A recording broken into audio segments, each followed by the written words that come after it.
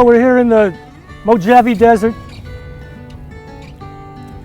Me and Ryan Adams with the new 20, is it a 19 or 20?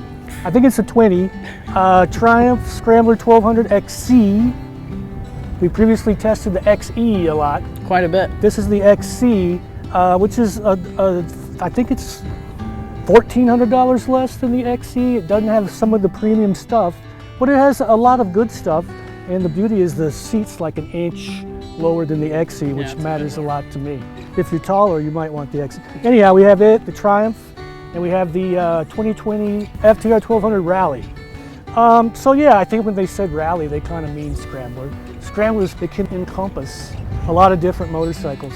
The FTR Rally, the main thing they gave it over the FTR 1200, it's based upon the base model FTR 1200, and it differs, and they gave it a 2-inch higher Pro Taper aluminum handlebar. It gets a little fly screen up there, I believe. Yeah. It gets wire spoke wheels. Yeah, I think those are tubeless, aren't they? They are. So it gets Pirelli, Scorpion, some Rally, other tires. STRs, yeah. Yeah, which are good tires. Yeah, pretty good. And we've probably gone up and do our usual mountain loop, do curvy mountain roads. So we did a little of that. We usually do fire roads up in the mountains, but the mountains are all burning down. So we came down here and did some more desert stuff, a little bit in the sand, stuff like that. Maybe not what these are made for, but it was a beautiful day's ride. I was impressed by both of them. They both have cruise control. I totally wouldn't buy a bike that didn't have cruise control at this point. If it's a new bike. It's kind of a bummer the new R18 didn't have cruise control. Yeah, and you know what? We just tested the new Speed Twin a couple weeks ago, and that used the same engine, although it's the high horsepower version of this engine. This one gets the high torque motor, and this one's got cruise control, but the Speed Twin does not. I don't get it. It's like quite a few $1,000s less, though. Yeah, I guess, but it's still it's like $9,800, isn't it? It's not that big a price difference. Anyhow, I kind of wind up thinking I like the XC. I thought, I wasn't going to be super impressed with it, but I like this bike better than the Speed Twin, only because it's got, the cruise control is a great thing to have. It's got the nice upright seating position. Yeah, this has got a Showa 45 millimeter fork on front of it. And it's got a pair of Öhlins fully adjustable shocks on back of it. And the fork's all-way adjustable also. And the thing I love about it, man, on the way up here, on the freeway and everything, the thing just soaks up bumps, and it's not so high that you can't swing your leg over it easily. And it's got 7.9 inches of travel at both ends. Yeah. Your Indian FTR 1200 Rally has the same seat height as this, I think you said. Yeah. But it's got a 43 millimeter inverted, and it's got 5.9 inches travel at both ends according to its specs. So the Triumph's got like two inches stroke more, and I think it soaks up bumps better. Probably it's kind of softer. Yeah. It's a little bit softer. That thing feels a little bit more sporty. Yeah. It's like a little stiffer at both ends. And we were riding on some curvy roads today, and I was on the Triumph at first, and I thought, oh, it goes good. And then I jumped on the FTR. I said, oh yeah, this is the Indian. When you hop on it and crack the throttle, you go, oh boy, this thing, this is the monster. Yeah. It feels faster. It feels like faster, it's tauter. I don't know if the brakes are any stronger, but you use the brakes more on it because it shoots you in the corners faster. Yeah. And I was thinking, man, that thing's fastest, and it's gonna kill the Triumph. But then I got back on the Triumph. We were riding the Triumph and the Indian back to back. It's like you're kind of hard to keep up with, and you're on the Triumph. It's like this thing's kind of soft and spongy. Delivers the power a little bit smoother. It doesn't have the big hit up high up that has. Yeah. But it seems like you keep your roll more. And it seems like it goes just as fast, even though it's kind of old-fashioned compared to the Indian. Yeah. So they're kind of really. It's got more power, but you can go just as fast on the Triumph. It feels like. I actually like the brakes, the Brembo M50s on that Triumph, a lot. Yeah. And more than this. Like, this has plenty of stopping power, but those brakes just feel so good. I wonder what the difference is. These are M50s.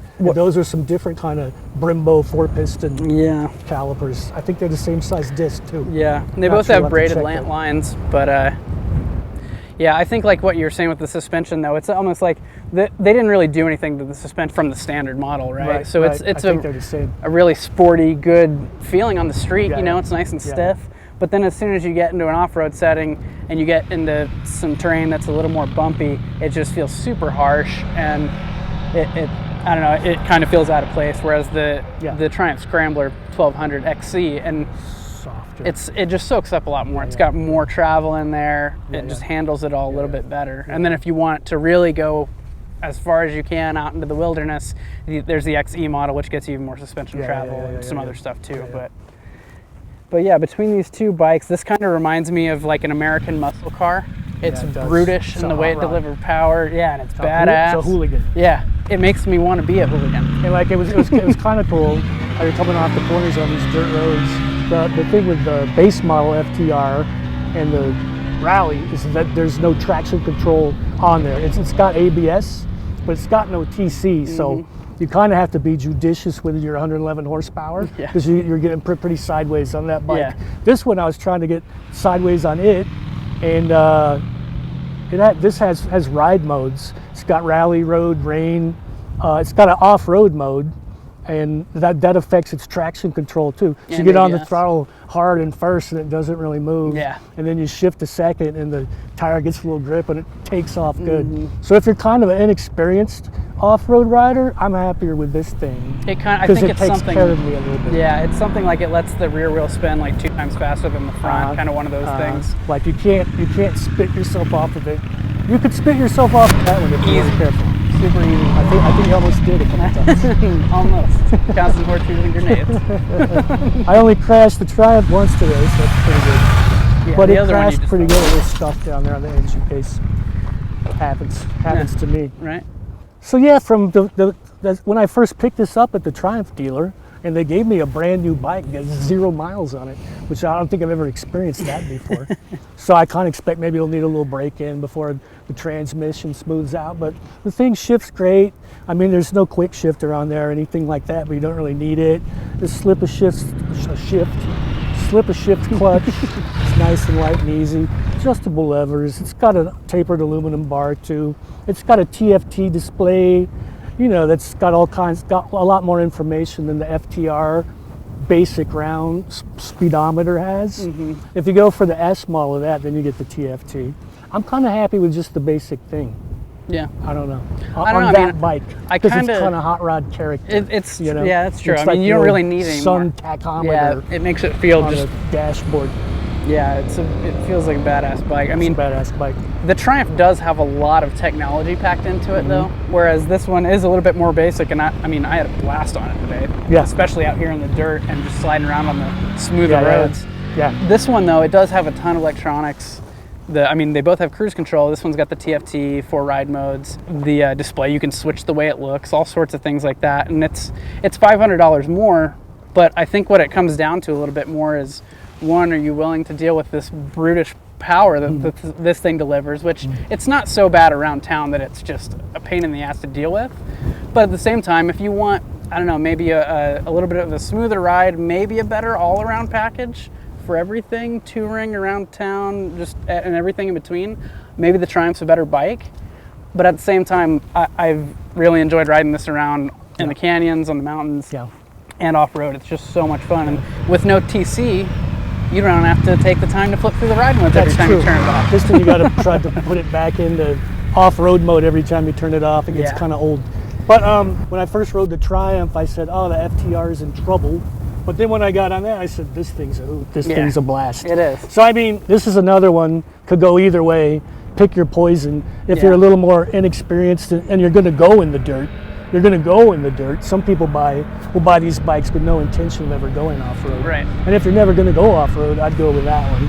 But if you're going to do a little off-roading too, I'd go with the Triumph Scrambler, I think. But, you know, if you're an experienced off-road guy, the Indian is also awesome. Just have a little right wrist restraint. Yeah, and I mean, you got to make sure that you're not, if you don't want to go down a rocky trail on this thing. Yeah, it doesn't have much ground clearance. It doesn't have much ground clearance. The oil filter's kind of hanging out. Yeah, I don't know if you can get as far as an off-road machine. Get some kind of a it's skid pretty plate. low already as it is. Not only is the oil filter at the bottom, the battery is right there at the bottom on the NDN, the oil cooler's at the bottom.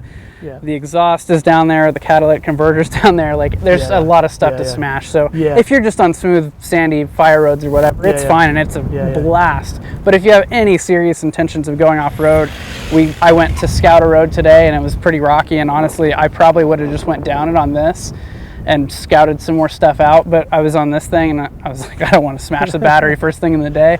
So I mean, again, there's the XE option. I've done a lot of touring on that. I've done a lot of off-road riding on that. I've done riding with good tires and all sorts of different conditions, and the XE model is a really great adventure bike that looks like a cool retro British parallel twin. But yeah, it really comes down to preference and what you're going to do with the bike, like it always does, you know? Yeah, I think Indian doesn't even really market this as a scrambler.